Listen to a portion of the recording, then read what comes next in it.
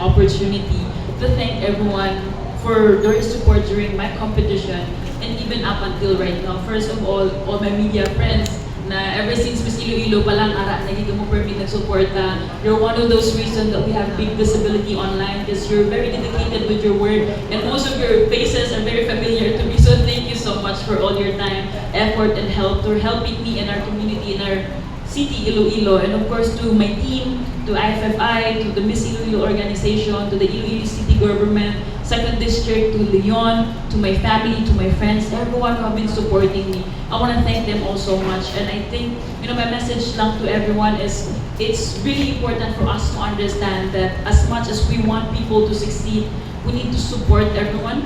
And with the support, I meant not only financially, but always spiritually, emotionally, and psychologically, because it's very important. For me, when I was competing for Miss Eco, of course, financially, it was one of the biggest struggle for me. But later than that, it's the emotional one, because most of the time, the people in position are the ones who get the bashing or the hard criticism from people.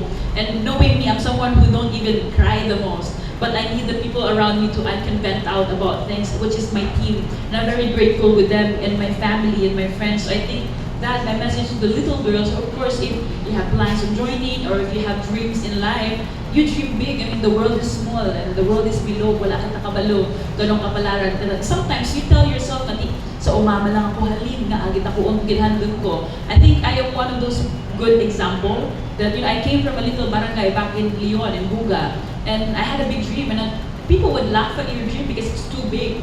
But it's not too big up until someone made it. And I hope that I'm one of those examples to those kids. And I gave those kids hopes that, one day they can become who they will become or who they want to become. As long as they work towards those dreams and they ask help from people. We can always ask help from people. We don't become a community by being selfish with things. We ask help from one another. And when someone offers a help, I hope that it's a genuine help, that you don't get something in return and it's totally fine with you. Because once we give out help to people, we need to be genuine and we need to let go of things. But I think that's it for me.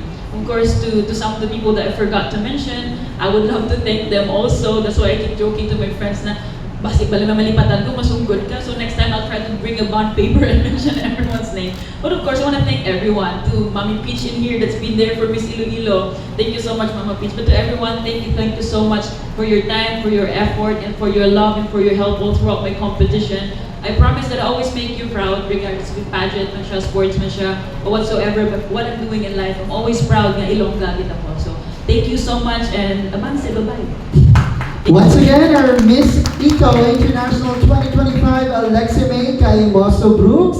And now may we request our media friends to go on stage for the photo opportunity.